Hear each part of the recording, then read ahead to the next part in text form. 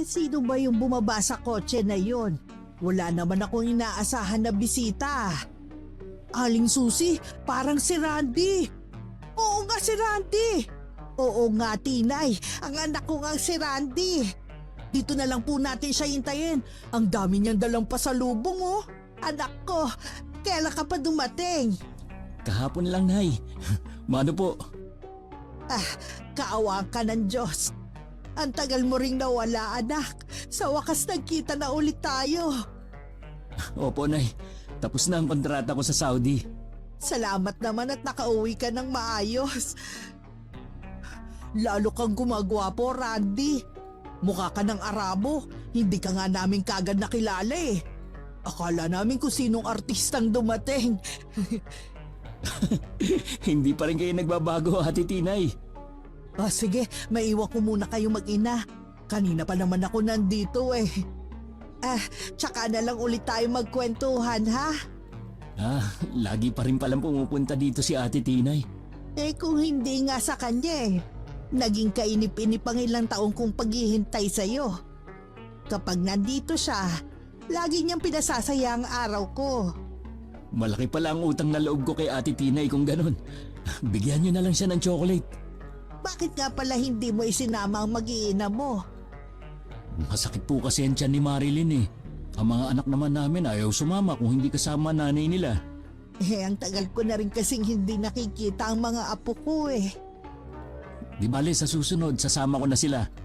Nay, kumusta naman kayo habang wala ako? Namiss ko talaga kayo. Lagi din ako nag-aalala sa inyo dahil mag-isa lang kayo dito. Mag-isa lang ako dito sa bahay pero maraming kapitbahay at tumitingin sa akin.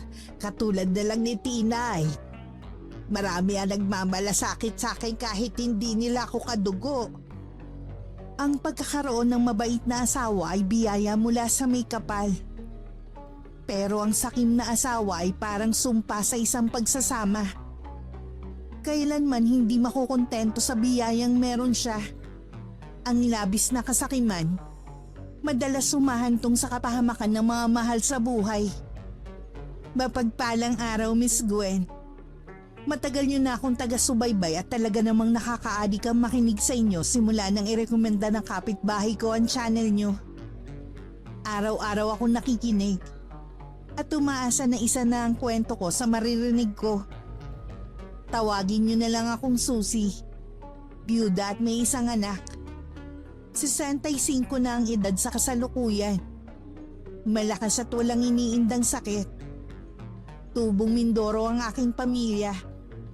Pero dito na kami sa Pampanga naninirahan dahil taga rito ang nasira kong asawa.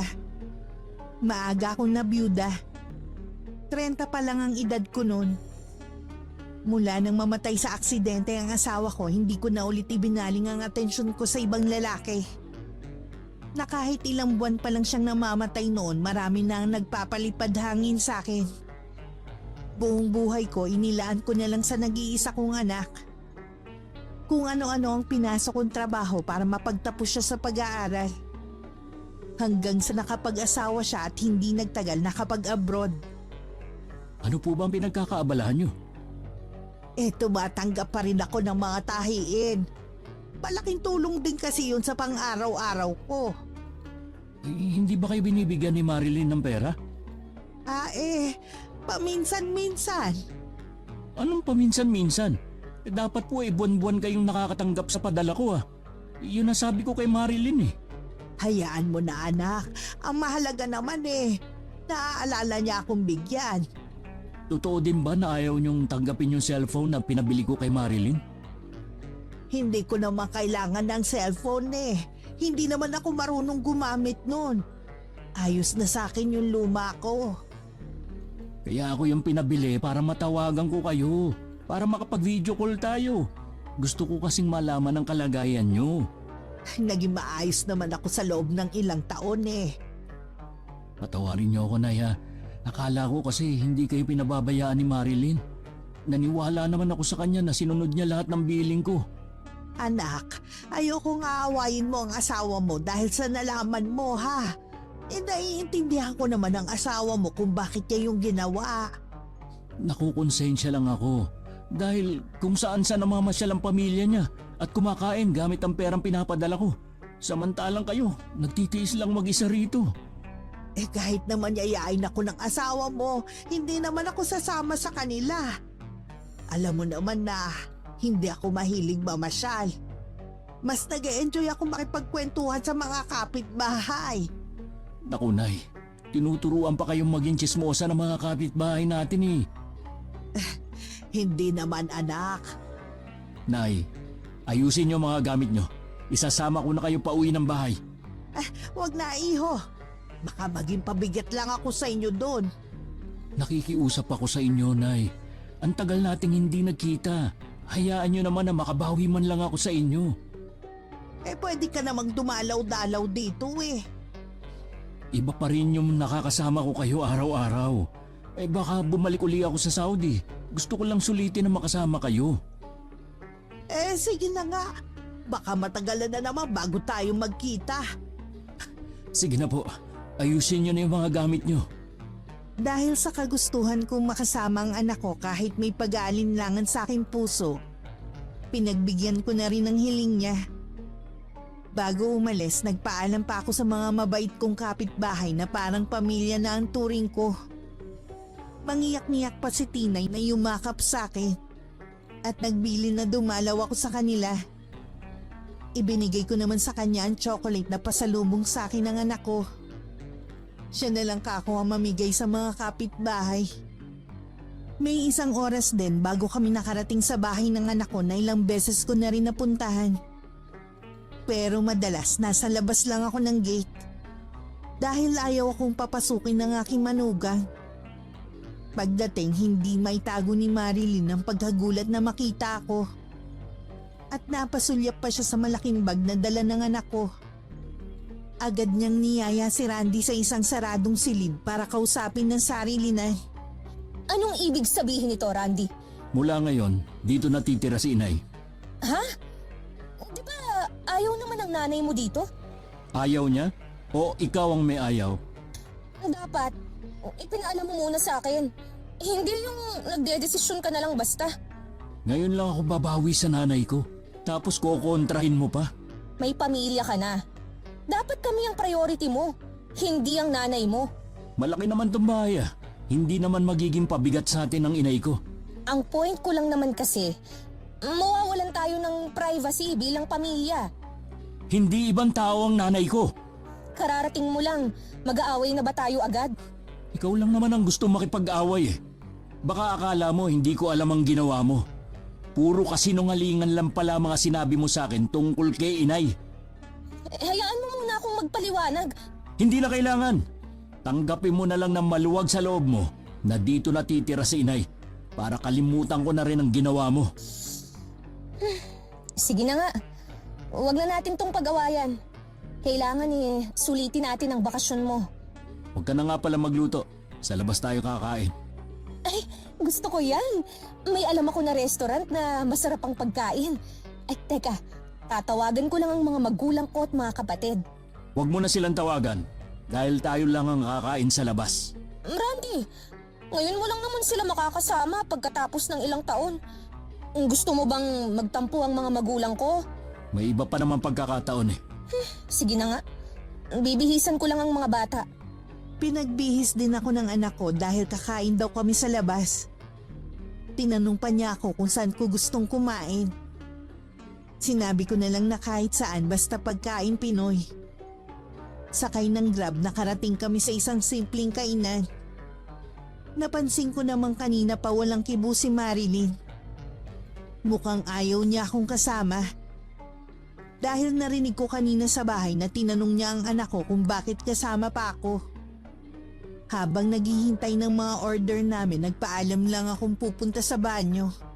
Oh, akala ko ba tayong pamilya lang ang kakain sa labas? Kaya ba kanina ka pa nakasimangot at hindi pinapansin si inay? Paano kasi?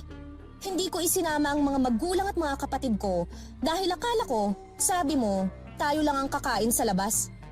Hindi ko ba pamilya si inay? Ha? Kayo nga ng pamilya mo kung saan-saan kumakain at namamasyal. Hindi nyo man lang maalala na yayain ng inay na alam mong nag-iisa lang sa bahay. May narinig ka ba sa akin? Ha? Ilang oras pa lang natin kasama ang inay mo? Ilang beses na tayong nagtatalo dahil sa kanya. Ikaw ang may problema, hindi si inay. Mula pa kanina, pinakita mo na ang tunay mong ugali pagdating sa nanay ko. Akala ko pa naman tanggap mo siya at aalagaan kapag nasa malayo na ako. Hindi na nga ako magkanda-ugaga sa pag-aalaga sa mga anak natin eh. Pag-aalagain mo pa ako sa nanay mo? Sana man lang kahit ibinigay mo ang mga kailangan niya. Pero anong ginawa mo? Ultimo maliit na halaga na pinaaabot ko sa'yo. Hindi mo ibinigay. Akala ko ba, hindi mo na yan uungkatin kapag pumayag ako na sa atin tumira ang nanay mo? Ayusin mo kasi ang ugali mo. Ayokong tatratuhin mo na parang ibang tao si inay. Oo na. Pabalik na ako sa lamesa namin nang makita ko na parang nagtatalo ang mag-asawa. Bago ako makalapit, tumigil na rin sila. Ilang sandali pa dumating na ang mga order namin. Pinagsilbihan naman ako ng anak ko. Inalok niya ako ng lahat ng mga nakahain sa mesa namin. Salamat anak ha. Kumain ka na rin. Nay, kung may gusto pa kayo, magsabi lang kayo o orderin natin. Ang dami nga nitong in-order mo eh. Mauubos kaya natin to. Pwede naman nating iuwi kapag hindi naubos. Kumain lang po kayo, Nay. Halos lahat po ng in-order ni Randy paborito nyo. Oo nga eh. Oh, mga apo, bakit hindi kayo masyadong kumakain? Ay naku, Nay. Hindi po kasi nila gusto ang pagkain dito eh. Di sana sa iba na lang tayo kumain. Doon sa gusto ng mga apo ko. Di kayo naman po ang hindi nakakain. Alam kasi namin na pagkain Pinoy lang ang gusto nyong kainin. Pasensya ka na iha kung medyo maselan ako sa pagkain ha. Hindi nyo kailangang humingi ng pasensya, Nay. Marami pa naman pagkakataon para kumain sa ibang restaurant na gusto naman nila. Pilitin na lang natin na ubusin ang pagkain. Sayang din kasi ang mahal pa naman. Hindi lang ang mga apo ko ang tamil-mil sa pagkain pati ang manugang kong si Marilyn. Halata sa ekspresyon ng mukha niya na hindi niya gusto ang pagkain. Kahit masarap naman ang mga pagkain at paborito ko pa ang ilang putahe, nawalan na rin ako ng gana. Ipinabalot na lang ni Randy ang natira at inuwi namin. Nag-enjoy naman ako dahil nakasama ko ang anak ko at mga apo. Pagdating sa bahay, agad na ako nagpunta sa silid na ibinigay sa akin. Kumain lang naman kami sa labas. Pero napagod agad ako. Naiiling na lang ako dahil parang pinapaalala no na tumatanda na ako. Mahal, matutulog ka na ba? Hindi pa naman. Bakit? Kachat ko kasi sina mama. Tinatanong nila kung kailan daw tayo magbabakasyon. Gusto raw nilang pumunta ng Palawan eh. Napapagod pa kasi ako eh. Alam mo naman, nakararating ko lang kahapon. Yun nga ang sabi ko eh. Di ba, anniversary na nila sa isang buwan? Kaya gusto nilang mag-celebrate sana sa Palawan. Matagal pa naman pala eh. Mabuti na rin kasi na habang maaga pa mapagplanuhan na natin, di ba? Dapat sila nagpaplano noon at hindi tayo. Nasanay kasi ang pamilya ko na kapag may planong mamasyal o magbakasyon, ako ang taga-ayos ng lahat. Mabuti nga yun para makapag-relax ka rin habang nagbabakasyon ka rito. Ilang taon din ako na puro trabaho. Ang gusto ko sana, mahabang pahinga na dito lang sa bahay. Grabe ka naman. Magpahinga ka muna ng ilang araw at saka natin planuhin ang bakasyon ng buong pamilya. Pwede mo ba akong masahihin? Oo naman. Masama bang pakiramdam mo? Medyo eh. Masama pala ang pakiramdam mo, pero nagyaya ka pang lumabas. Hindi naman tayo nag-enjoy. Ikaw lang naman ang hindi. At saka ikaw, turuan mo naman ang mga anak natin na huwag maging maselan sa pagkain. Anong magagawa ko kung hindi nila gusto ang pagkain? Hindi naman kailangang gustuhin nilang pagkain. Basta kainin nila kung ano ang nasa mesa. Tama na nga. Magtatalo na naman tayo eh. Kinabukasan maaga akong gumising. Tahimik pa ang buong bahay. Nakialam na ako sa kusina at ako na lang ang nagluto ng almusal namin. Katatapos ko lang ang magluto nang magising si Randy. Humihikab pa siyang lumapit. Ipinagtimpla ko naman siya ng kape niya. Natutulog pa raw ang mag-iina at malamang mamaya pa magigising ang mga yon. Sanay daw kasing tanghali na gumigising mula nang umalis siya. Kaya kami na lang ang nagsalo ng niluto kong agahan. Ito talagang luto niyo ang hinahanap ko, Nay. May kasama kasing pagmamahal ang pagluluto ko kaya masarap. Kaya pala walang katulad. Kumain ka pa ng marami. Nay, pwede niyo bang lutuan ang mga anak ko? Ang papayat kasi.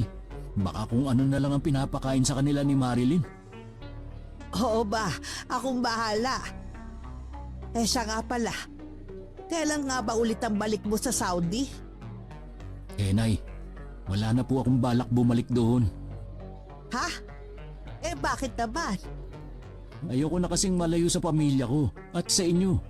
Matanda na kayo at kailangan din merong titingin sa inyo.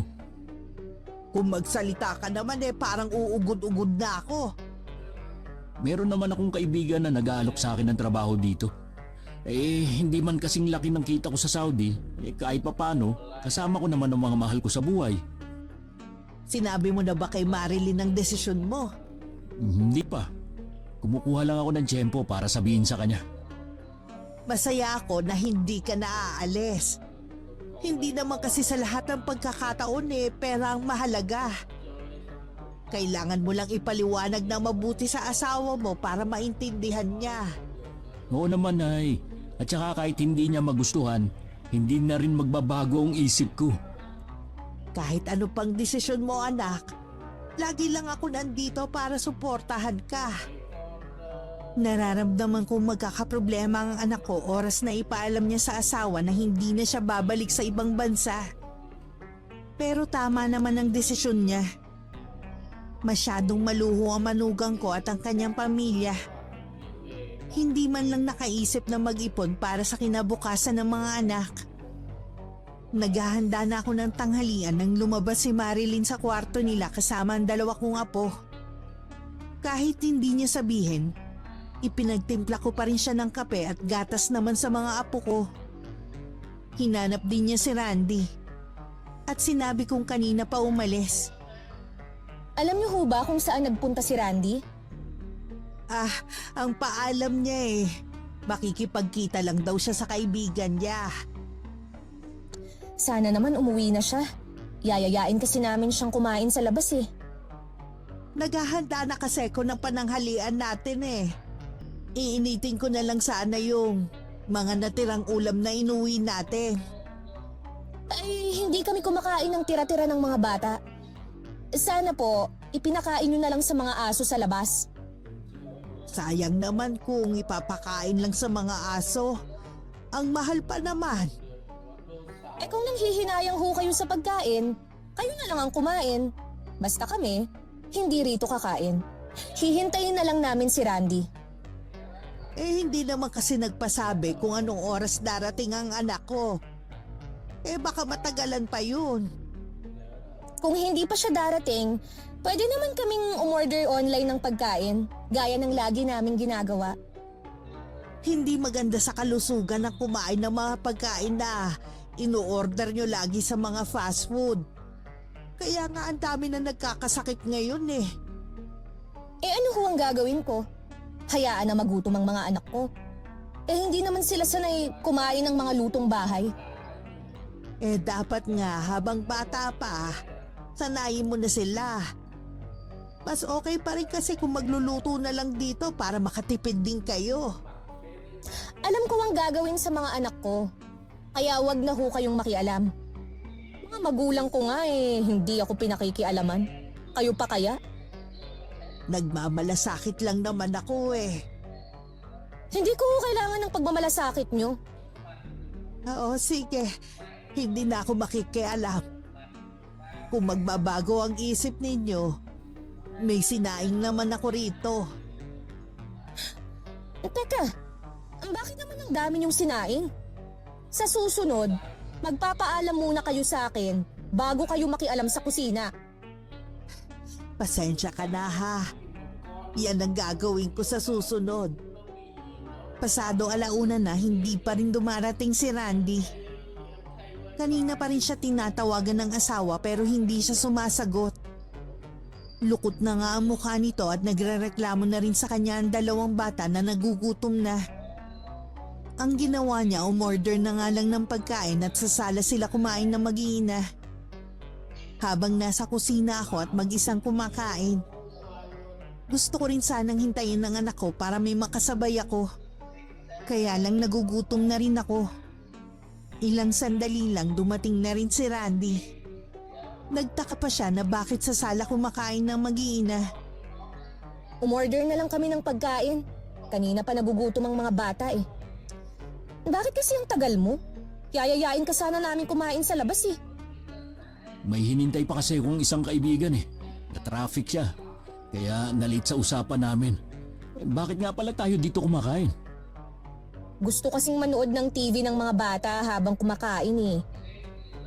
Si Inay nga pala. Ngayon, nasa kusina. Baka kumakain na rin. Bakit hindi mo man lang inaalok ng pagkain nyo? Aalukin ko? Eh hindi naman siya kakain ito. Kahit na. Sana inalok mo pa rin. Kumain ka na ba? Hindi pa nga eh. Sabayan mo na kami ng mga bata. Marami naman ang in-order ko eh. Hindi na. Sa kusina na lang ako kakain. Yung mga tira lang ang iniinit ng inay mo. Ayos lang. Sayang naman kung itatapon lang yun. Sige, ikaw ang bahala. Iniwan na ni Randy ang mag-iina niya sa sala at pumunta na siya sa kusina. Narinig ko naman ang boses niya kaya alam kong dumating na siya. Naabutan pa niya akong kumakain. Kumuha na ako ng plato at kubyertos niya para makakain na rin siya. Pasensya na, Nay, kung ngayon lang ako. Kanina ka pa nga namin hinihintay eh. Nagugutom na ako kaya nauna na akong kumain. Sa susunod, huwag niyo na akong hintayin. Ayokong malipasan kayo ng gutom. Oh sige anak. Baka gusto niyo ng manok. Ihingi ko kayo kay Marilyn. Ang dami naman nun eh. Hindi na anak. Okay na ang mga ulam na nandito. Ang dami pa nga nito eh. Kumusta nga pala ang lakad mo? Okay naman po. Sa 1 linggo, tatawagan ako ng kaibigan ko kung bakante na yung posisyon na ina-applyan ko. Dapat ipaalam mo na kay Marilyn ang naging desisyon mo. Mamaya po kakausapin ko na siya. Noong hapon, nagulat kami ng anak ko nang may mga kaibigan na dumating si Marilyn. Nang tanungin ko si Randy kung kilala niya ang mga dumating, hindi naman daw. Hindi ko alam kung maiinis ako dahil humingi pa ang mga yun ng pasalubong sa anak ko. Hindi man lang sinaway ng asawa niya ang mga yun. Ay, kay Marilyn na lang kayo humingi. Nasa kanya na kasi yung mga pasalubong na dala ko eh. Maiwan ko muna kayo ha. May gagawin pa kasi ako. Iniwan na lang muna namin ang mga bisita sa sala. Dinala ko na rin ang mga apo ko sa kwarto nila. Dahil hindi naman sila pwedeng makihalubilo sa mga yun. Si Randy naman nagkulong lang sa kwarto nila mag-asawa. Dahil abala ko sa pag-iintindi sa 2 bata, hindi ko na malayang nakaalis na pala ang mga bisita. Naabutan ko si Randy na nagliligpit ng mga kalat sa sala. Ako nang bahala sa mga kalat na yan, iho. Nasa na nga pala ang asawa mo? Sumama po siya sa mga kaibigan niya, paalis. Malamang uumagahin na naman yun sa pag-uwi. Ano ba yan si Marilyn? May pamilya na siya. Dapat hindi na siya lumalabas kasama ng mga kaibigan niya. Nasanay na kasi nung wala ako rito. Ang katwiran niya, naglilibang lang siya. Pasensya ka na, iho ha. Pero hindi ko gusto ang asal ng mga kaibigan ng asawa mo eh. Kahit naman po ako eh. Hindi ko nga alam kung saan niya nakilala mga ngayon. Ganun na ba talaga ang asawa mo nung makilala mo siya? Nagbago lang siya nung makapagtrabaho ako sa abroad. Biglang lumaki ang ulo at naging sosyal na. Hindi naman sa nakikialam ako pero may ipon ka ba anak? Dahil kung wala baka hindi ka payagan ng asawa mo na hindi na ulit umalis. Kaya nga po naghanap ako ng trabaho eh. Wala rin namang napuntahan yung mga pinadala ko. Hindi man lang inisip ni Marilyn ang hirap ko sa Saudi. Halos gutumin ko na ang sarili ko dun. Basta makapagpadala lang ako ng malaking halaga. Tapos makikita ko sa mga post niya kung saan-saan sila pumupunta ng pamilya niya. Maluho nga talaga ang asawa mo. Nakikita ko naman yun eh. Pati nga ang dalawa mong anak napupuna kong nakuha ang ugali ng nanay nila. Nag-aalala ko na makalakihan nila ang maluhong pamumuhay. Paano kung wala na kayong maibigay na mag-asawa? Hindi naman ako nagkukulang ng paalala kay Marilyn eh. Ngayon na nandito na ako na lang po ang didisiplina sa mga anak ko. Nandito lang naman ako para tulungan ka. Salamat, Nay ah. Hindi ko talaga kakayanin kung wala kayo sa tabi ko. Ikaw ang lalaki, anak. Ikaw ang magdadala ng pamilya mo. Huwag mo sanang hayaang ikaw ang mapasunod ng asawa mo. Alam kong mahal mo siya. Pero dapat lang na siya ang sumunod sa'yo. Lalo na ikaw ang kumikita. Hindi ko naman hahayaan na masunod ang lahat ng kapritsyo niya. Malambot kasi ang puso ng anak ko at bihira lang magalit. Namana niya ang ganong ugali sa ama niya. Hindi ko rin naman siya masisi na mahalin ang asawa niya dahil maganda talaga yun. Pinakamaganda sa lahat na naging nobya niya. Yun nga lang sablay sa pag-uugali. Noon pa ayoko na sa kanya. Nararamdaman kong hindi siya makakabuti sa anak ko. Pero dahil mahal siya ng anak ko, mas pinili kong manahimik na lang. Gaya nga ng sabi ni Randy, mag-uumaga na nang dumating si Marilyn. At hapon na siya nagising. Gusto na sanang makipag-usap sa kanya ng anak ko pero isiningit na naman ito ang tungkol sa pamilya niya. Mahal, kinukulit na ako ng mga magulang ko kung kailan daw tayo magpapalawan. Kung gusto niyo magpalawan, di bahala kayo. Ano bang klaseng sagot yan, ha? Ano bang gusto mong isagot ko, ha? Kung gusto niyo, ituloy niyo ang pagpunta doon. Sila naman ang gagastos eh. Hindi mo yata ako naiintindihan eh. Ipaliwanag mo kasi na maayos. Kaya ako to sinasabi sa'yo dahil gusto ng mga magulang ko na ikaw ang gumastos. Regalo mo daw sa kanila. Ano ka mo? Pati ba naman yun? Ako na nga gumastos sa iba niyong bakasyon dati, kahit hindi ako kasama. Alam mo naman na wala ng trabaho pareho ang mga magulang ko. Kaya wala silang pera. Oh, yun naman pala eh. Bakit kailangan nilang pumunta doon? Wala naman pala silang budget. Huwag mong sabihin na hindi mo sila pagbibigyan. Sapat na lang ang pera ko dito. Baka wala pang isang buwan, ubos na to. Oh, babalik ka pa naman sa abroad eh. Tsaka ka na lang mag-ipon ulit. Wala na akong balak bumalik doon. Ha? Bakit naman? Isipin mo naman, sa loob ng 5 taong pabalik-balik ko sa Saudi, ito palang bahayan na ipupundar natin. Wala ka man lang ipon. Anong gusto mong gawin ko, ha? Ipunin lahat ng padala mo? Hindi na kami gumastos, ganon?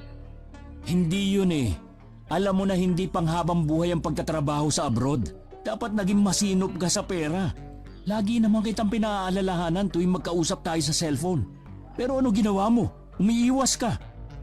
Alam mo naman na gusto ko ring maranasan ang mga hindi ko naranasan dati. Hindi naman siguro masama yun. Dapat nagtitira ka. Pati kasi pamilya mo nakikinabang sa padala ko. Pero nanay ko, pinagdadamutan mo. Oh, anong mangyayari sa atin ngayon kung hindi ka nababalik sa Saudi? Naghanap na ako ng trabaho dito. Randy, magkano lang ang magiging sahod mo dito kumpara sa trabaho mo sa Saudi? Wala ka na rin magagawa dahil hindi na ako pumirma ng kontrata bago ko umuwi. Pambihira ka naman, Randy. Nandun ka na nga, mas ginusto mo pa rin dito. Kung gusto mo, ikaw na lang magtrabaho doon. Ang gara mo palang mag-isip eh. Ako ang babae. Gusto mo, ako ang magtrabaho sa atin. Para maranasan mo kung paano ang buhay doon. Kung paano maging OFW. Akala mo kasi ganun lang kadali ang buhay namin doon. Hindi ako namumulot lang ng pera na pinadadala sa'yo. Sana man lang pinahalagahan mo. Tapos naman na yun. Hindi na natin maibabalik ang mga nagastos ko. Paano ko ba ito ipapaliwanag sa mga magulang at mga kapatid ko? Sabihin mo sa kanila na wala na kamo silang magagatasan. Yan ba ang tingin mo na ginawa nila, ha? Ay, hindi ba? Teka nga, kailan ka pa naging madamot sa pamilya ko, ha? Simula nang malaman ko na pinagdadamutan mo ang nanay ko. Sus, pasalamat ka nga eh. Binibigyan ko pa siya ng pera. Malakas pa naman siya. Bakit hindi siya magtrabaho? Para hindi siya laging nakaasa sa'yo. Nag-iisa lang ang nanay ko.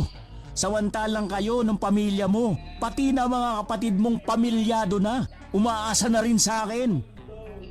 Pinakisamahan ka ng maayos ng pamilya ko. Tapos ngayon, susumbatan mo ko dahil sa kanila. Baka naman nakakalimutan mo. Bumait lang naman sila sa akin nung nakapag-abroad na ako. Bukas ang pinto ng kwarto at malakas na rin ang boses nila kaya naririnig ko ang pagtatalo nila. Nasa kwarto lang kasi ako ng mga apo ko at sinasamahan sila sa paglalaro.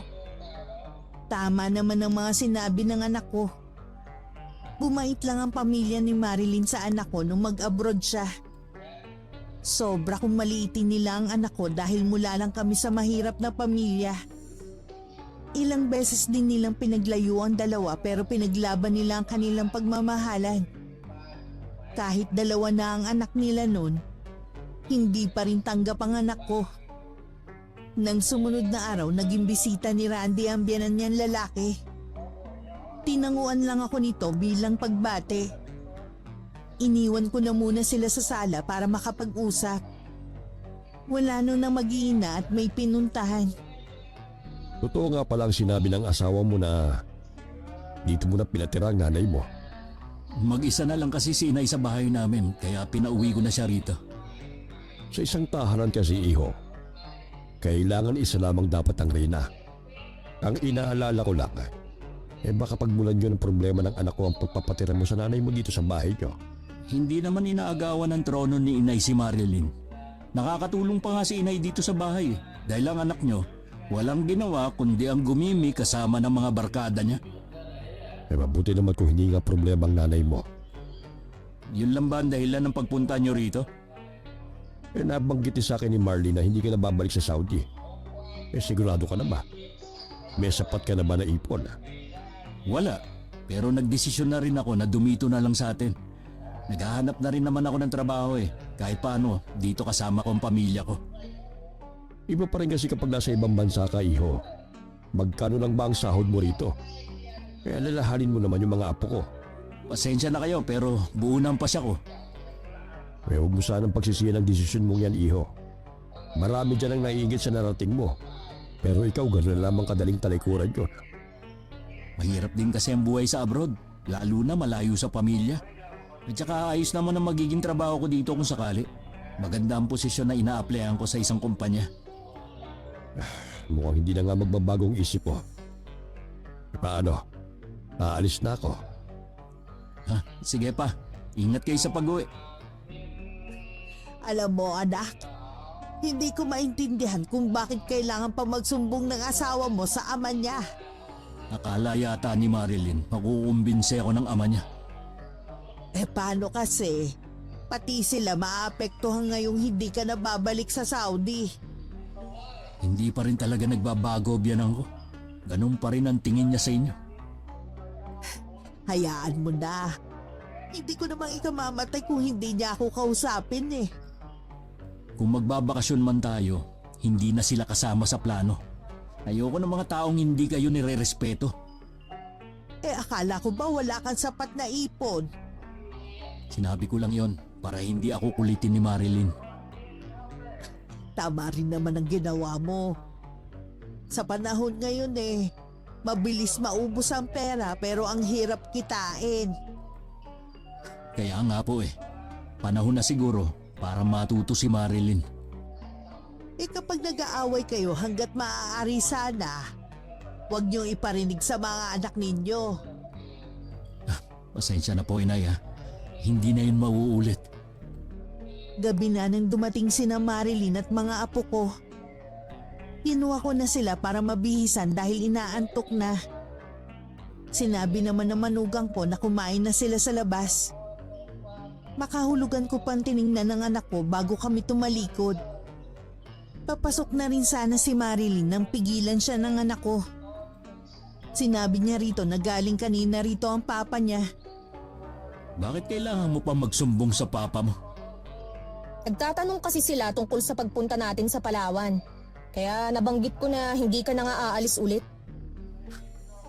Hindi pa rin nagbabago ang papa mo, no? Sana man lang inisip nila mga naibigay ko sa kanila. Sana man lang konting respeto sa nanay ko. Oh, ano bang ginawa ni Papa, ha? Hindi man lang niya kinausap si inay eh. Sus, para yun lang eh.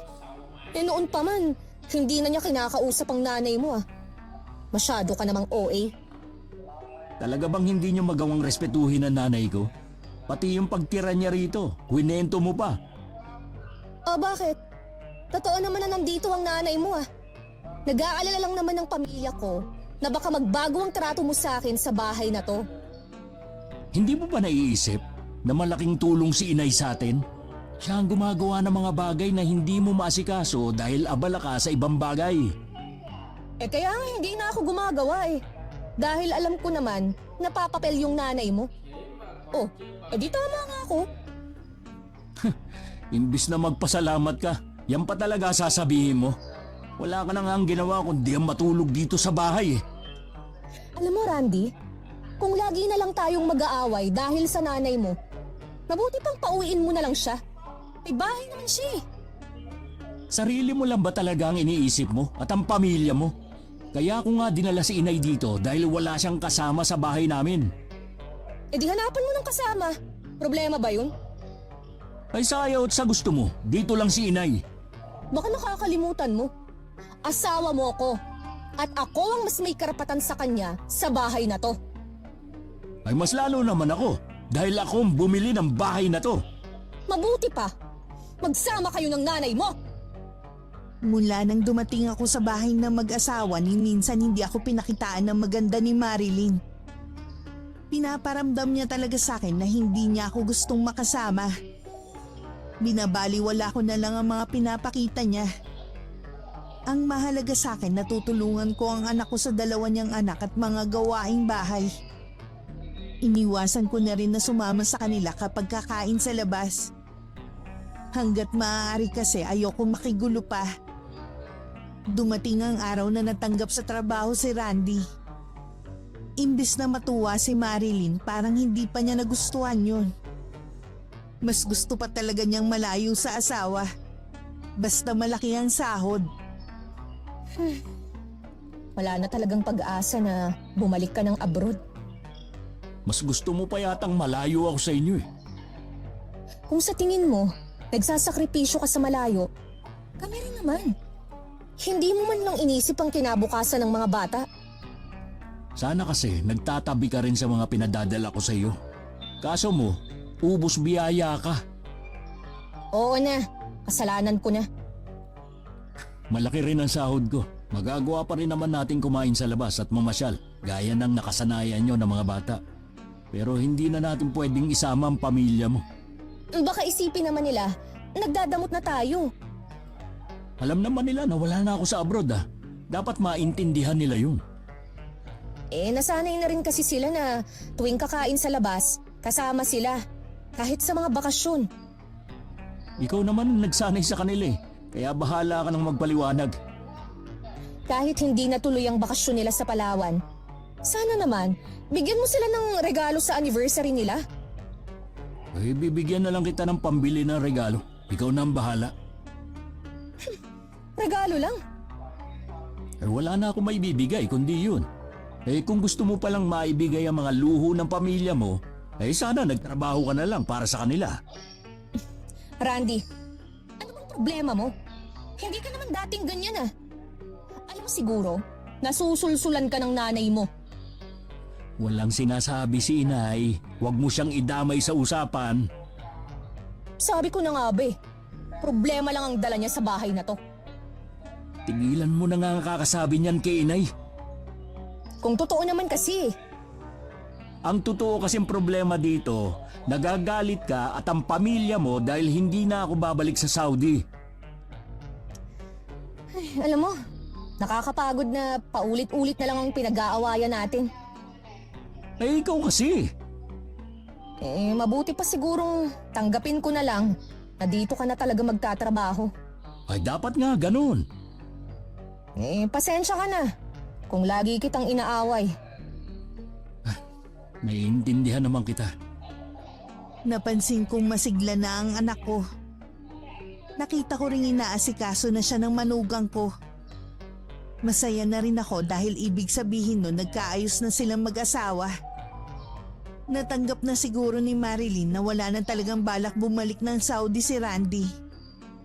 Lumipas ang mga araw, madalas pa rin umaalis si Marilyn.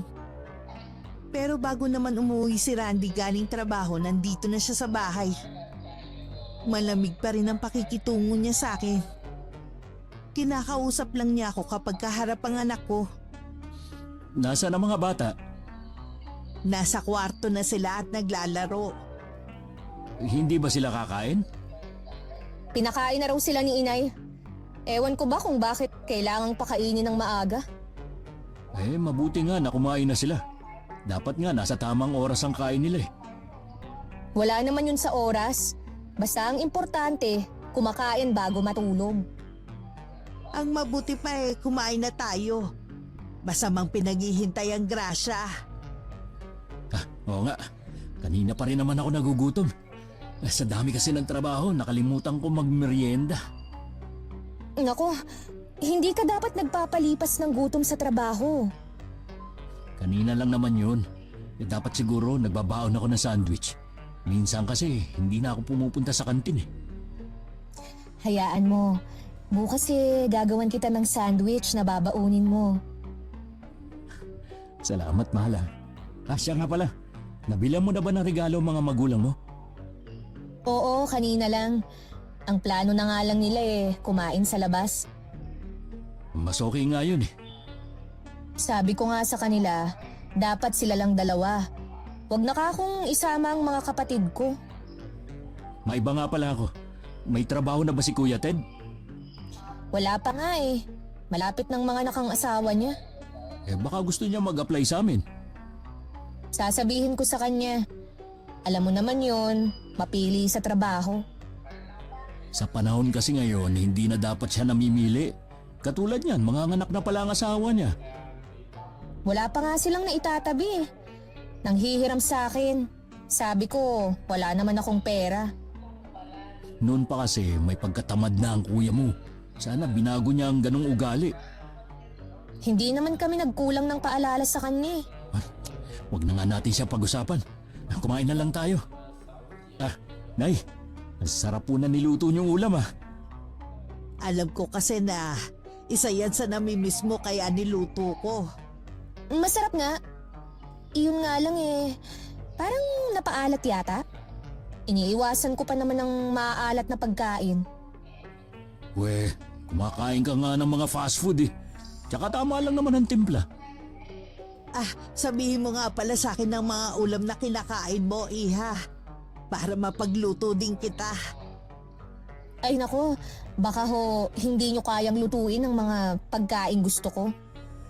Oo nga, Nay. Medyo sosyal kasi itong asawa ko Kung ganun kayo na lang ng mga bata. Nakakatuwa nga ang mga anak mo Marunong na silang kumain ng gulay. Mabuti naman kung ganun. Habang naghahapunan, tuloy lang ang kwentuhan ng dalawa habang tahimik lang akong kumakain. Nagtatawanan pa sila sa mga biruan nila. Hiling ko lang sana na tuloy-tuloy nang maayos ang relasyon nila. Nasasaktan rin ako kapag nag-aaway sila at makitang malungkot ang anak ko. Nang mga sumunod na araw, napansin kong lagi lang nasa bahay si Marilyn. Pero lagi siyang may kausap. Minsan nasa sala siya, may kinakausap sa cellphone niya. Hindi ko alam kung bakit ako nakaramdam ng kaba ng mga oras na yon. Alam kong labag sa kagandahang asal pero nakinig pa rin ako sa pakikipag-usap niya. Alam kong lalaki ang kausap niya. Mula nun, lagi ko na siyang minamanmanan. Isang araw hindi ko na napigilang hindi siya kumprontahin. Aalis ka ba para makipagkita sa lalaki mo? Ano? Makikipagkita ho ako sa mga kaibigan ko. Alam kong may iba kang lalaki. Kailan mo pa niloloko ang anak ko, ha? Hindi ko ho alam ang sinasabi nyo. Wala akong lalaki. Huwag ka na magkaila pa. Ilang beses kong narinig ang pakikipag-usap mo sa lalaki mo. Pati ba naman ang pakikipag-usap ko? Pinakikialaman mo? Hindi ka na nakontento sa pakikialam sa pag-aalaga sa mga anak ko at pati dito sa bahay. Huwag mong ibahin ang usapan para mabaling sa akin ng sisi. Alam kong masaya ka dahil ako ang gumagawa ng mga bagay na dapat ginagampanan mo. Kung labag naman pala sa loob nyo ang ginagawa nyo rito sa bahay, edi bumalik na lang kayo sa inyo. Hanggat hindi sinasabi ng anak ko na umalis ako, dito lang ako. Matigas ka talaga, no? Lahat naman ginawa ng anak ko para sa iyo ah. Ano pa bang kulang? Tama lang naman naggawin niya lahat. Dahil pamilya niya kami. Kaya siguro pilit mo siyang pinapaalis dahil may iba kang lalaki. Oras na magsumbong ka kay Randy at masira ang pamilya namin. Tandaan mo, hindi kita mapapatawad. Ikaw ang sumira sa pamilya mo dahil sa pagiging makasarili mo. Gusto mo sa'yo na lang lahat. Wala akong pakialam kung yan ang tingin mo sa akin. Basta tumahimik ka. Sino ka para patahimikin ako, ha? Dapat kasi hindi ka nalang isinama rito ni Randy. Alam mo naman na may pamilya na ang anak mo. Sana, hindi ka na nagsumiksik pa dito. Ayaw mo ko nandito dahil alam mong anumang oras, pwede ka mabuko sa ginagawa mong pagtataksil. Ipapaalam ko to kay Randy. Hindi ka pwedeng magsumbong kay Randy. Isipin mo naman ang mga anak namin. Hindi ka ba naaawa sa kanila? Hindi ka nga naawa sa anak ko eh. Lagot ka sa mga magulang ko kapag isinumbong kita. Yan lang ba kaya mong ipanakot sa akin, ha? Sige, magsumbong ka sa mga magulang mo. Hihintayin ko sila rito. Mula nang kinausap ko ang manugang ko, lagi na siyang balisa. Hindi na rin siya sumasabay sa aming kumain. Alam kong naiilang siya sa presensya ko. Ang ginawa ko, sumasabay na lang ako sa pagkain sa mga apo ko para sabay silang kumain mag-asawa. Madalas din siyang tulala at malalim ang iniisip. Hanggang napuna na siya ng anak ko. Tuwing tinatanong naman siya ni Randy, lagi namang walang problema ang sagot niya. Isang umaga kami na lang ng mga bata ang nasa bahay. Pagkaalis kasi ni Randy, umalis na rin ang manugang ko at hindi man lang nagpaalam sa akin. Habang hinahanda ko ang tanghalian ng mga bata, dumating naman ang balaay kong babae. Wala dito si Marilyn. Kami lang ng mga bata ang nandito. Alam ko, nasa bahay ang anak ko. Pinatulog ko muna dahil hindi daw siya makatulog dito sa bahay nila. Bakit naman? Dahil sa'yo. Tinatakot mo daw siya. Gusto nga sumama pa ng asawa ko pinigilan ko lang. Ako pa talaga ang sinabihan niyang nananakot sa kanya. Baka naman nakukonsensya na siya dahil sa ginawa niyang panloloko sa anak ko. Hindi mo ba alam na may ibang lalaki ang anak mo? Binibigyan mo lang ng mali siya ang pakikipag-usap niya kay Aris. Magkaibigan lang sila noon pa. Alam ko ang narinig ko. Hindi ako pinanganak kahapon at lalong hindi ako tanga. Oras na masira ang pamilya ng anak ko, walang dapat sisihin kundi ikaw. Ngayon alam ko na kung bakit ganun ang ugali ni Marilyn. Meron naman palang pinagmanahan. Ang mabuti pa, umalis ka na sa bahay na ito. Bigyan mo ng katahimikan ng pamilya nila. Aalis lang ako dito kapag mismong anak ko na ang nagpaalis sa akin. Saan ka ba kumukuha ng kapal ng mukha na tumira rito? Alam mo namang ayaw sa'yo ni Marilyn. Kayo, saan ba kayo kumuha ng kapal ng mukha para magpasasa sa perang padala ng anak ko? Bigay sa amin ng anak ko yon at wala kang pakialam doon. Pwes wala ka rin karapatang sitahin ang pagtira ko rito. Sige lang magmatigas ka. Hintayin mo na pumunta dito ang asawa ko. Ano bang magagawa ng asawa mo ha? Akala nyo yata lahat ng tao kaya nyong pasunurin. Galit na umalis ang balai ko. Inaasahan kong sa mga susunod na araw guguluhin nila ako para mapaalis ako. Kung hindi ko lang sana natuklasan ang lihim ni Marilyn, baka nga umalis na lang ako para sa katahimikan ng bahay na to. Unti-unti na rin kasing lumalabas ang tunay na ugali ng pamilya ng manugang ko. Hindi lang sila mga sugapa sa pera. Pati pala ugali nila hindi rin maganda. Parang gusto ko tuloy pagsisihan na hindi ko pinigilan ng anak ko noon na pakasalan ng asawa. Sana hindi siya napabilang sa pamilya nila. Masasaktan talaga ng gusto si Randy. Oras na sabihin ko sa kanya ang tungkol sa ginagawa ng asawa niya. Sana kumilos ang tadhana na siya na mismo ang makatuklas ng kataksilan ni Marilyn. Hindi ko kasi kayang saktan ng damdamin ng anak ko. Maagang dumating si Marilyn ng araw na yun. Halatang galit siya sa akin. Inaasahan ko naman yun dahil siguradong nagsumbong na ang mama niya. Pinapasok na muna niya ang 2 bata sa silid bago niya ako hinarap. Sino ka para pagsalitaan ng masama ang mama ko, ha? Nakikitira ka lang dito sa pamamahay ko. Anong gusto mo? Tanggapin na lang ang mga sinabi ng mama mo sa akin, ha? Totoo naman kasi lahat ng sinasabi niya eh. Umalis ka na lang kasi dito. O sige, aalis ako. Pero sasabihin ko muna sa anak ko ang ginagawa mong kataksilan. E di sabihin mo, samahan pa kitang magsabi eh. Wala ka ng kahihiyan. Pagkatapos ng mga sakripisyo ng anak ko, ito pa ang mapapala niya? Wala akong ginagawang masama. Hindi mo nga kayang patunayan eh. Sige, sabihin mo sa kanya. Dalhin mo habang buhay sa konsensya mo, oras na masira ang pamilyang ito. Sigurado naman ako na hindi ikaw ang paniniwalaan ni Randy. Hindi ko alam kung ano nakita sa'yo ng anak ko. Napakasama naman ang ugali mo kahit ang pamilya mo. Kung maibabalik ko lang sana ang nakaraan, pipigilan ko ang anak ko na pakasalan ka. Wala ka nang magagawa dahil kasal na kami. Dahil sa pagtatalo namin, pareho naming hindi namalayan ng pagdating ni Randy. Sa labas pa lang ng bahay, naririnig na niya ang malakas na boses ni Marilyn. Mabilis siyang pumasok sa loob at naabutan niya kami sa kusina. Sabay pa kami napalingon nang magsalita ito. Ay, anak! Nandiyan ka na pala. Wala ba sa inyong magpapaliwanag kung ano nangyayari? Ikaw, Marilyn, ano na naman ang kinagagalit mo sa nanay ko? Pinagbibintangan kasi ako ng nanay mo eh. Ano naman ang binibintang niya sa'yo? Mabuti pa Randy, nanay mo na lang ang tanungin mo. Sigurado naman ako na siya ang paniniwalaan mo sa aming dalawa. Saan ka pupunta? Kayo na lang ng nanay mo ang mag-usap.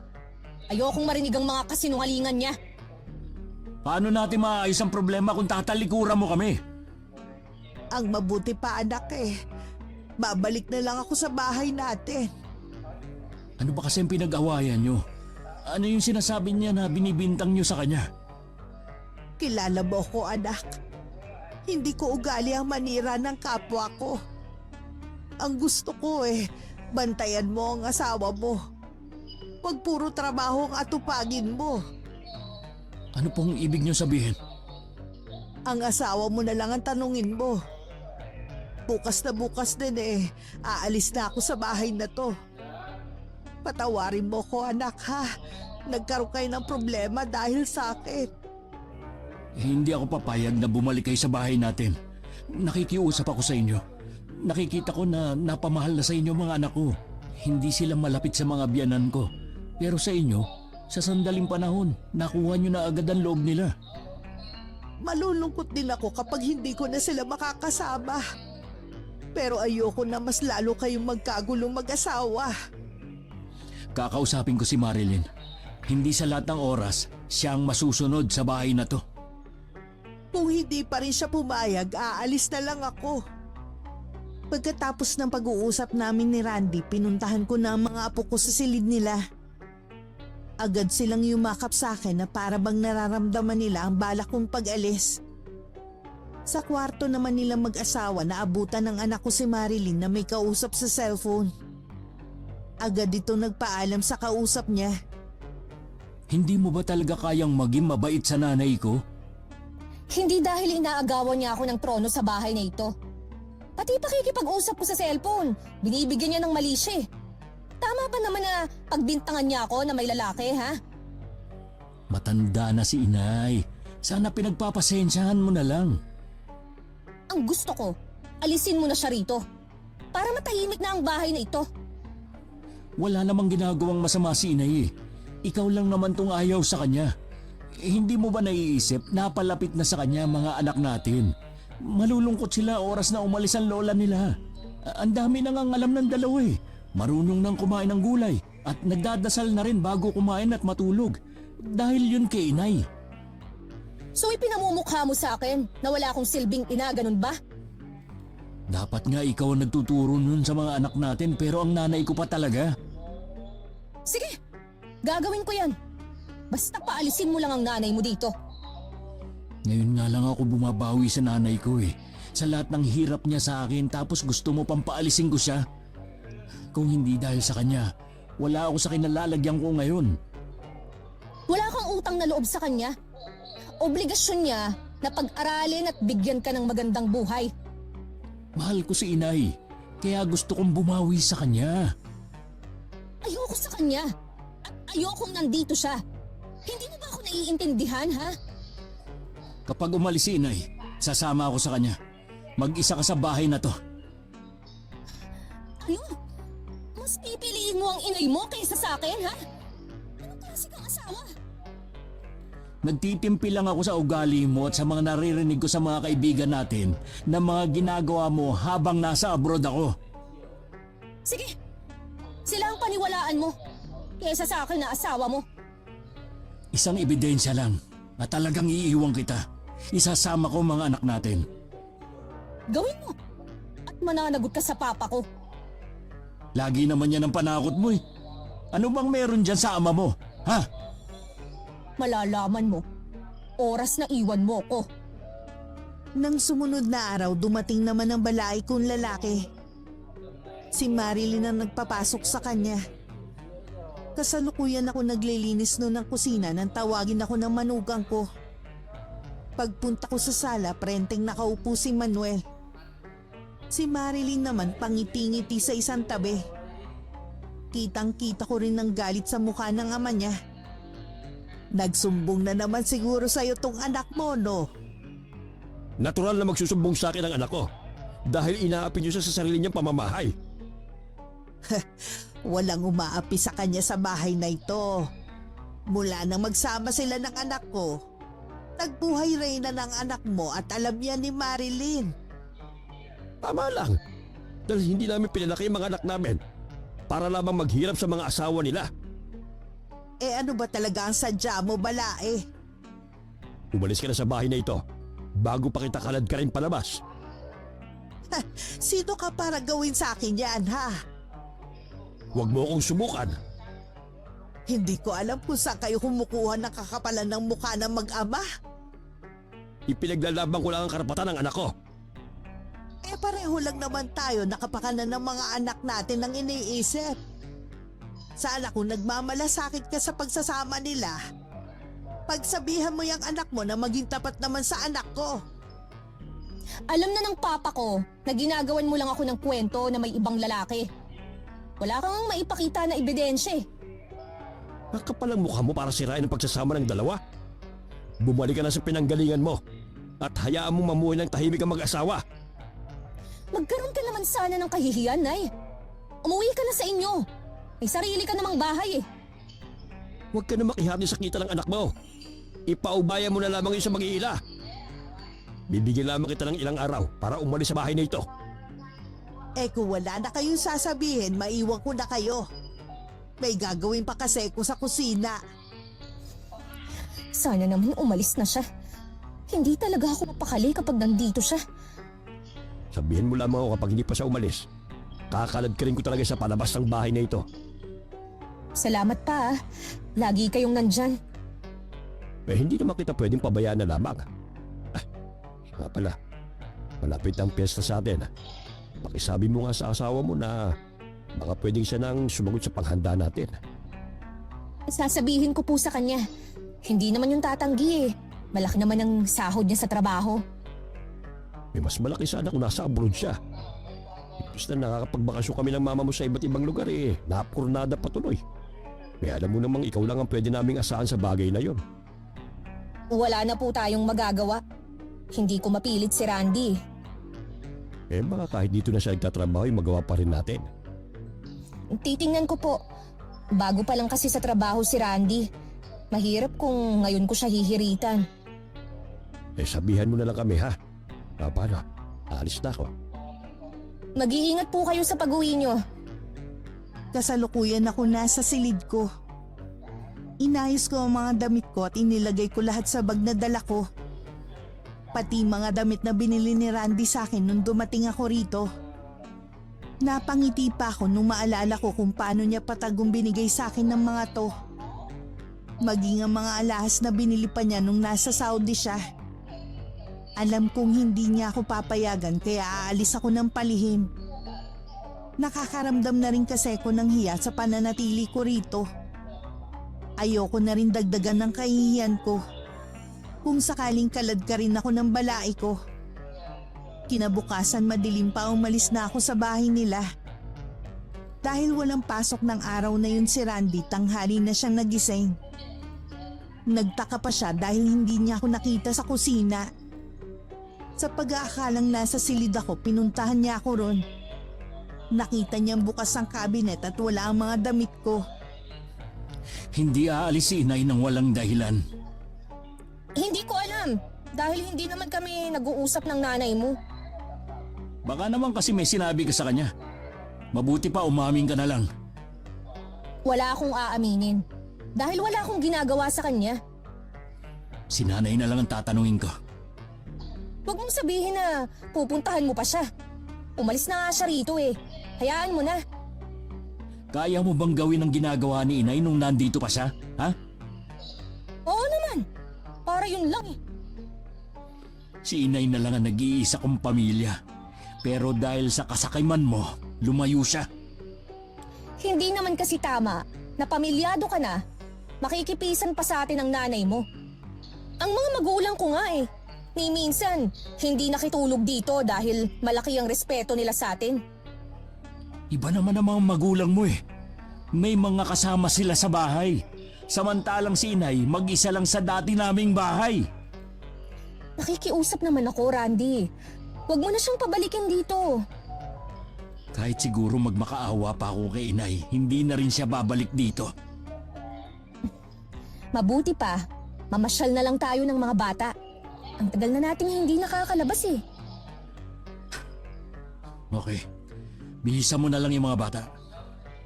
Nang mga sumunod na araw, napilitang gumising na maaga si Marilyn para maghanda ng almusal ng mag-aama. Kahit nahihilo pa dahil puyat, wala siyang magawa kundi gawin ang ginagawa ko.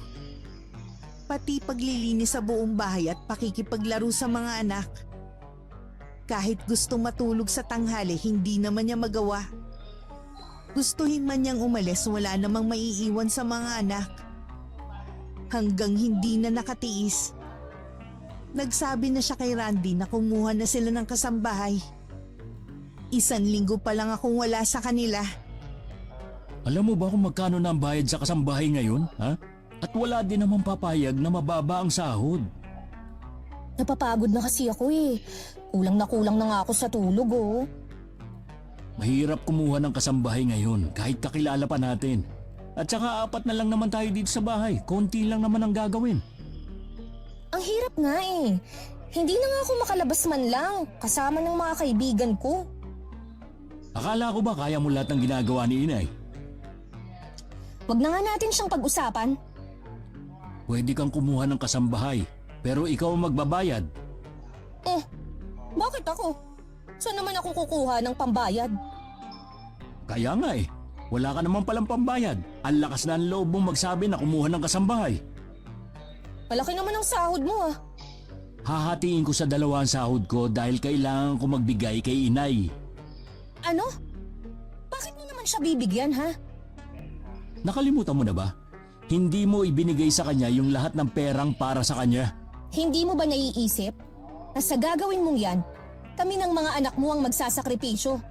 Hindi kayo magsasakripisyo dahil ibibigay ko naman lahat ng kailangan nyo.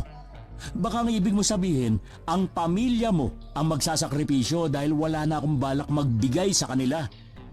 Umuwi ka lang dito, naging madamot ka na. Dahil nakita ko kung gaano ka kaswapang sa pera. Pati yung maliit na halaga para kay inay, nagawa mo pang kupitin. Mas higit naman akong may karapatan sa sahod mo kaysa sa nanay mo. Pasalamat na lang siya. Kahit papano binigyan ko siya. Wala na talaga ako masabi sa kasakiman mo. Hindi ako papayag. Nakahati ko ang nanay mo sa sahod mo. Sasabihin ko to kay Papa. Ay sige, sabihin mo. Wala akong pakialam. Randy! Bumalik ka rito! Nag-uusap pa tayo! Randy! Wisit talaga. Ang tanda na mamasmoy pa rin. Simula nang umalis ako sa bahay ng anak ko, may ilang beses na rin akong dinalaw ni Randy. Naikwento ko na rin sa kanya ang ginawang pakikipag-usap sa akin ng mga magulang ni Marilyn.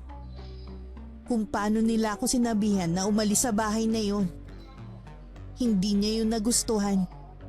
Pero sabi ko na lang nahayaan na.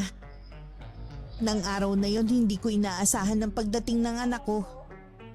Ganong oras kasi nasa trabaho siya. Mas lalo akong nag-alala nang makita ko ang malaking pasa sa mukha niya. Teka, nakipag-away ka ba ha? Opo, Nay. Hindi ko na kasi napigilan yung galit ko kanina. Sinugod ko yung lalaki ni Marilyn. Ang kapal pa ng mukha na sabihin na matagal na sila. Matagal na daw akong balak hiwalayan ng asawa ko kung hindi lang daw sa pera ko. Paano mo nalaman ang tungkol sa lalaki ng asawa mo? May kaibigan ako na nakakita sa kanila sa isang handaan noon. Kinunan pa sila ng video. Ngayon nga lang niya pinakita sa akin dahil nag-aalangan daw siya dati. Yun siguro ang lalaking lagi niya kausap sa cellphone niya. Pwede mo silang kasuhan, anak. Hindi na po. Ayokong mag-aksaya ng oras sa kanila. Magsama na sila ng lalaki niya basta sa akin ang mga anak ko. Ano pa kayang hinahanap ni Marilyn sa'yo at nagawa pa niyang manlalaki? May mga ganun talagang babae, Nay. Hindi makontento sa asawa nila. Kasalanan ko rin siguro dahil malayo ako sa kanya. Magpalamig ka na muna ng ulo ha bago ka umuwi. Baka kasi masaktan mo ang asawa mo dahil sa bugso ng galit mo Kaya nga po dito ako tumuloy. Ayoko munang umuwi sa amin. Bahay mo pa rin to at kahit anong oras pwede ka rito. Ang kwarto mo nga pala ang una kong ipinaayos. Salamat po, Nay. Hindi ko na alam ang gagawin ko Kung ano ang tingin mong tama, yun ang gawin mo. Kahit masakit. 2 araw ding hindi umuwi si Randy sa bahay nila. Hindi rin niya sinasagot ang tawag ng asawa. Nasisiguro naman daw niya na nakapagsumbong na sa kanya ang lalaki nito na alam na niya ang relasyon nila. May mga gabing nakikita ko siyang umiiyak sa dilim. At labis ako nasasaktan para sa kanya. Kapag kaharap naman ako, lagi may nakapaskil ng ngiti sa labi niya para hindi ako mag-alala. Nung araw na yun nasa bahay nila Marilyn ng papa niya. Sakto balak umuwi ni Randy para kunin ang mga damit at isama ang mga anak. Ano bang pumasok sa ulo ng asawa mo at bigla na lamang siya umalis ng bahay? Hindi ko nga po alam Basta na lang siyang hindi umuwi. Sigurado ako, nandun siya sa nanay niya. Kapag hindi pa siya umuwi ngayon, pupuntahan natin siya sa bahay ng nanay niya. Hindi na po kailangan. Nandito na ako. Nagpakita ka ng hayop ka. Ilang araw mong hindi inuwi ng mag-iina mo. Ang gusto ko umuwi ka na rito sa bahay niyo at humingi ka ng dispensa sa anak ko. Bakit ko naman gagawin yun? Sa taksil niyong anak. Ang video na to ang katibayan ng pagtataksil nila ni Aris. Nakakaya ka? May asawa din pala ang lalaking yun. Siguro nilaso ng nanay mong isip mo. Hindi ko na kayang tagalan na pakisamahan ng anak niyo. Nandito ako para kunin ang mga anak ko. Randy, bawa ka!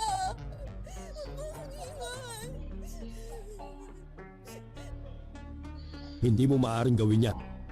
Inuutusan kita na umuwi na rito. Sino kayo para utusan ako?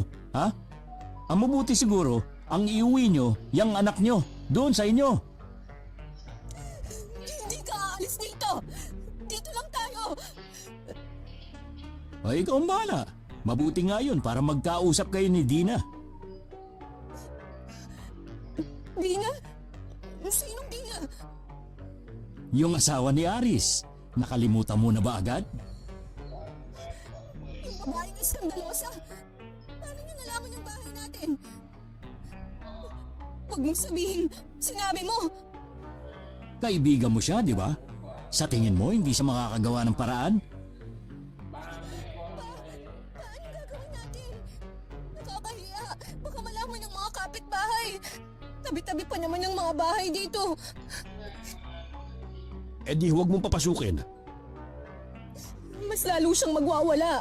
Kilala ko si Dina! Mabuti pa umuwi lang tayo sa bahay. At ikaw, Randy, imbis na ipagtanggol mo ang asawa mo, ikaw pa talaga nagpahamak sa kanya. Siyang gumawa ng kalokohan at hindi ako. Mas mabuting harapin niya yun kesa takasan niya. Eh baka naman malaki ang pagkukulang mo sa anak ko. Kaya niya yung nagawa. Naku, pasensya na kayo kung nagawa niyang magloko habang nasa abroad ako at nagpapakahirap doon para maibigay ko lang ang pangangailangan niyo. Tama na! Kahit ano pang sabihin mo, ikaw pa rin ang may kasalanan ng lahat ng to! Pagkatapos ng problemang ito, kailangan niyo pa rin magkaayos ni Marlene. Naiiling na lang si Randy. Habang nakasunod ang tingin sa mag-ama na daig pa ang pugante na tumatakas. Ni hindi man lang nagawa ng asawa na magpaalam muna sa mga anak. Tuwang-tuwa naman ang dalawang bata na makita ang ama.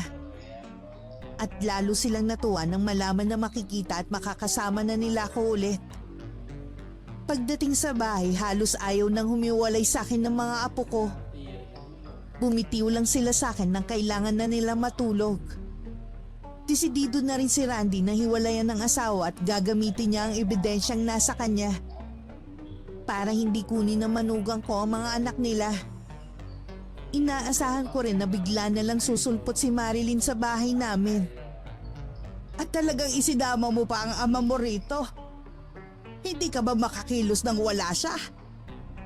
Ayoko na mahabang usapan. Gustong bawiin ng anak ko ang mga bata. Mabuti pa ilabas mo na sila at nang makaalis na kami. Huwag mo sanang kalilimutan na nasa bahay kita. Wala kang karapatan na maanduhan ako. Nakikiusap ako sa inyo, Nay. Ilabas niyo na ang mga anak ko. Hindi mo naman talaga mahal ang mga anak mo eh. Sarili mo lang ang mahal mo. Gagamitin mo lang naman sila para perahan si Randy.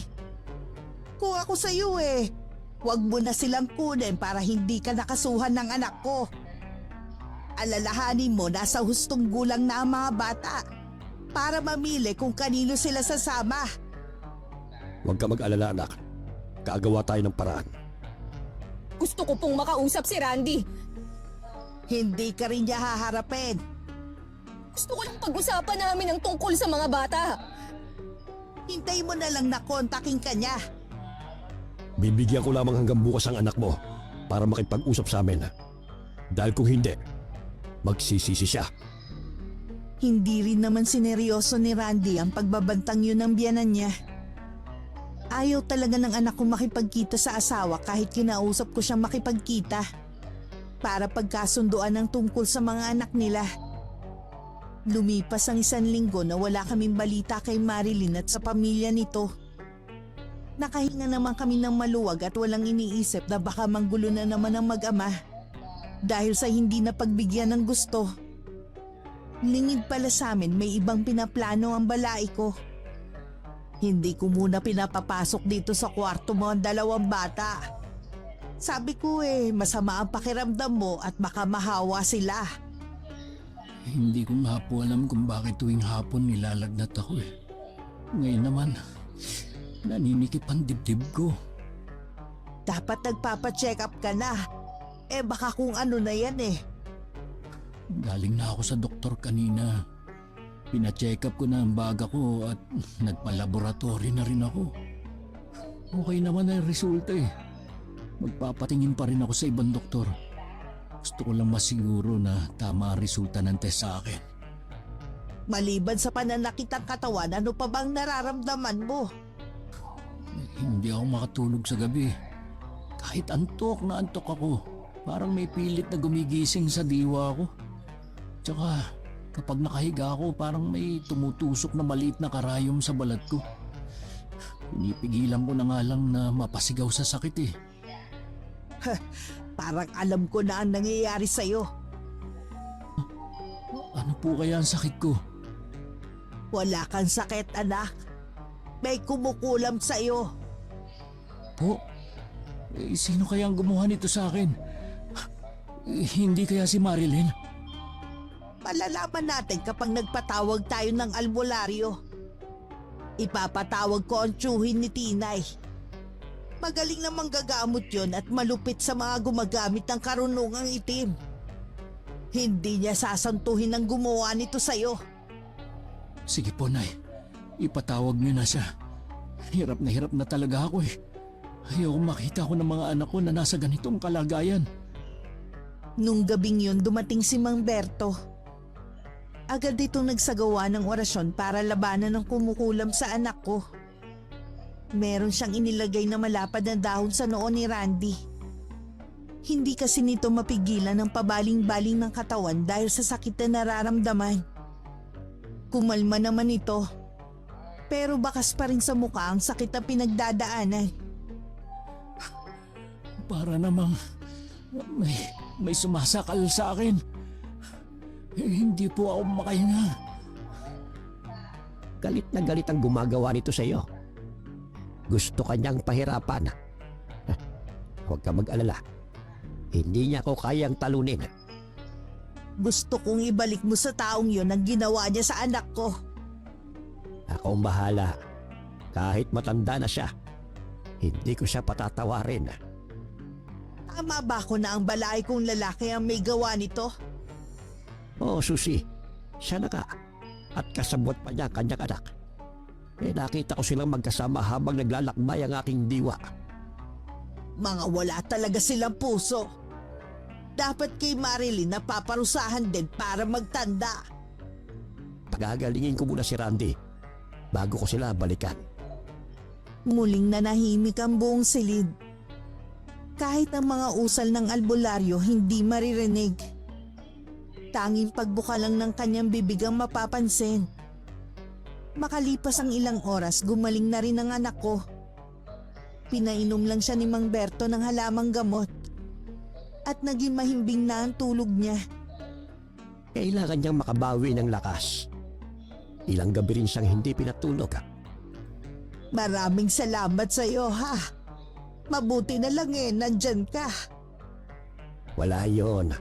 Mabuti na agapan natin ang anak mo. Ang mangyayari sana sa kanya na hindi natuloy, sa taong yon mangyayari. Nang mga sandaling yun, natataranta naman sina Marilyn sa nangyayari sa papa niya. Kanina pa sumasakit ang tiyan nito. Naglalabasan na ang mga ugat sa kamay, leeg at sa muka.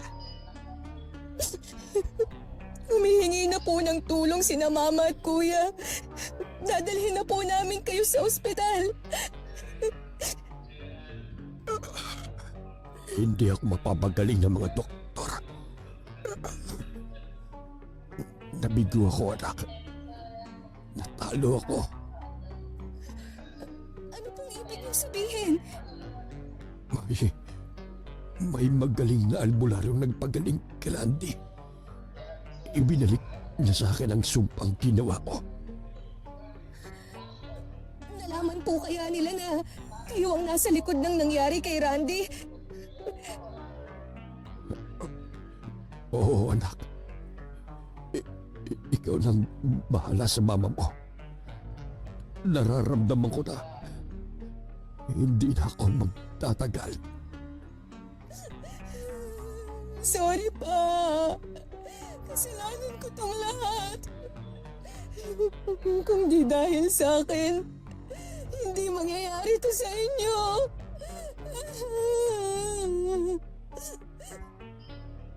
Dahil sa kasakiman, kaya tayo umabot sa ganito. May pagkakataon ka pang magbagong buhay, anak. Huwag mong sayangin ang pagkakataon. Pakayanin niyo po. Labanin niyo ang nangyayari sa inyo. Ayoko pang mawala kayo.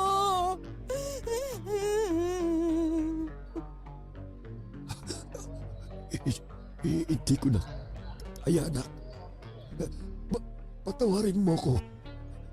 Hindi ako naging mabuting ama sa'yo.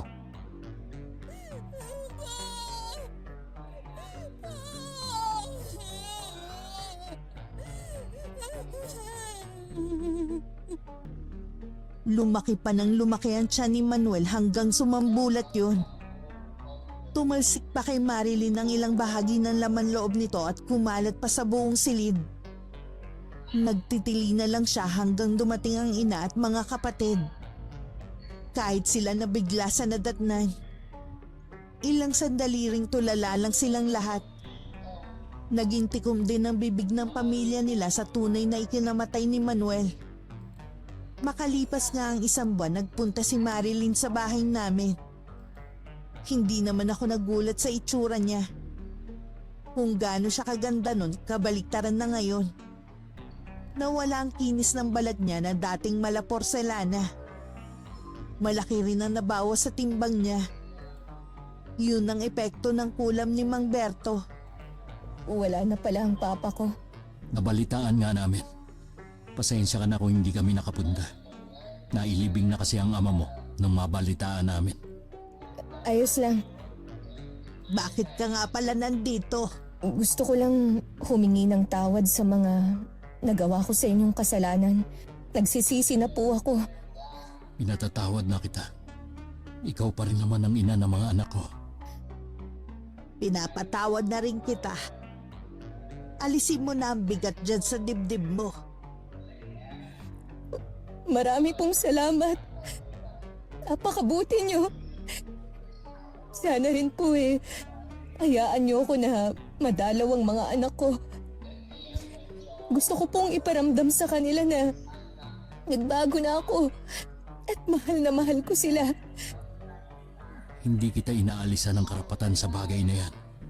Pero sana, huwag ka nang umasa na magkakabalikan pa tayo. Huwag kang mag-alala, Randy.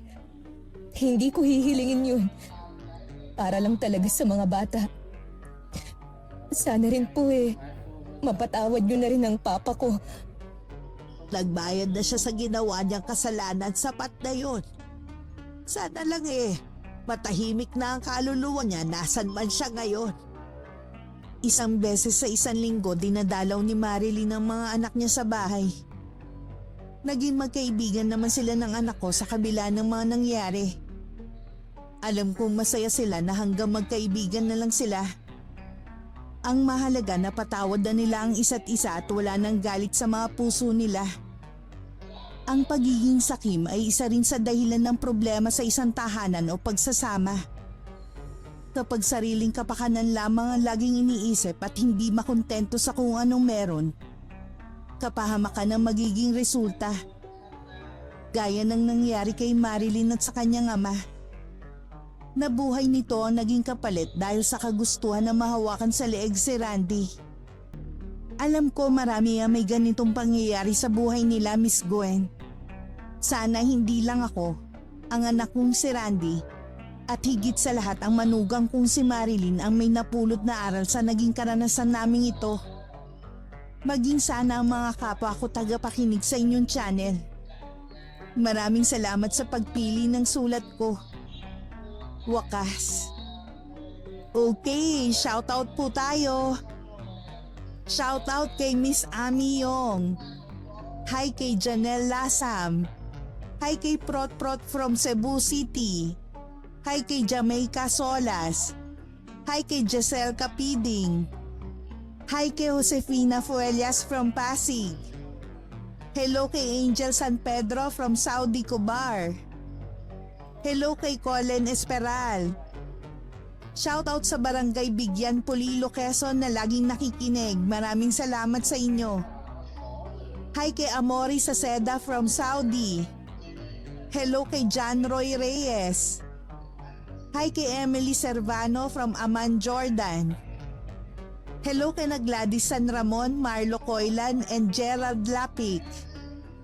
Hi kay Michael Atencion from Talavera, Nueva Ecija. Hi kay Jora Lu Joy Joy from Mindanao. Hi kay Jen Duering o Doring. Hello kay Grace Coronel from Batangas. Hi kay Jessica Sobremonte from Quezon City. Hello kay Rosemary Lagunsad. Hi kay Nikki Dasoy from Rizal, Kalinga. Hello kay Inday Along. Hi kay Corazon Dumaulao. Shoutout sa Galindez family and Ramos family. Hello kay Rosemary Casonete. Hi sa John Lea family. Hi kay Cassie Barcelona from Bahrain. Shoutout sa Mahinay family and Espaliona family. Shoutout sa Bakay Onera family. Hello kay na Ma'am Jonaline Nisperos Rivera at Germaline Gakayan na masugid nating taga-subaybay. Maraming salamat po. Hello kay Marilyn Gasha sa Andre from Cagayan Valley. Hi kay Maylin Acedron from Saudi. Hello kay Margie Gianga from Kuwait. Shoutout sa Benny Dals PH from Abha, Riyadh.